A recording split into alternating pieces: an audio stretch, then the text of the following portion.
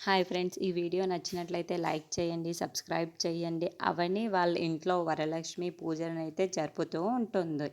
ఇంతలో అక్కడ అవని శ్రీకర్ ఫోన్ చేస్తూ ఉంటాడు. అది చూడగానే అక్కడున్న అవని అయితే ఎవరికీ కనిపించకుండా పక్కకు వెళ్ళి మాట్లాడదాం అని చెప్పేసి, ఏంటి శ్రీకర్ ఎప్పుడు ఫోన్ చేశావు అని చెప్పేసి అడుగుతూ ఉంటుంది. ఆ మాటలు వినగానే అక్కడున్న శ్రీకర్ అయితే, వదిన, ఇక మిమ్మల్ని ఇబ్బంది పెట్టను, నేను ఇబ్బంది పడను, అందుకే ఫోన్ చేశాను. నీ రుణం ఈ జన్మలో తీర్చుకోలేకపోతున్నాను వదిన, నన్ను క్షమించు వదిన అని చెప్పేసి చాలా బాధపడుతూ ఫోన్ అయితే కట్ చేసేస్తూ ఉంటాడు. అది చూసిన అవని మాత్రం, శ్రీకర్ ఏం మాట్లాడుతున్నావు నువ్వు అని చెప్పేసి అడుగుతూ ఉంటుంది. ఆ మాటలు వినగానే అక్కడున్న శ్రీకర్ మాత్రం, అవును వదిన, ఈ జన్మలో నీ రుణం తీర్చుకోలేకపోతున్నాను, ఇక సెలవు అని చెప్పేసి ఫోన్ కట్ చేస్తూ ఉంటాడు. అది చూసిన అవని మాత్రం, శ్రీకర్ ఏం మాట్లాడుతున్నావు, నువ్వేం డిసిషన్ తీసుకున్నావు అని చెప్పేసి అడుగుతూ ఉంటుంది. ఇంతలో అక్కడున్న శ్రీకర్ అయితే ఫోన్ కట్ చేసేస్తూ ఉంటాడు. అది చూసిన అవని మాత్రం,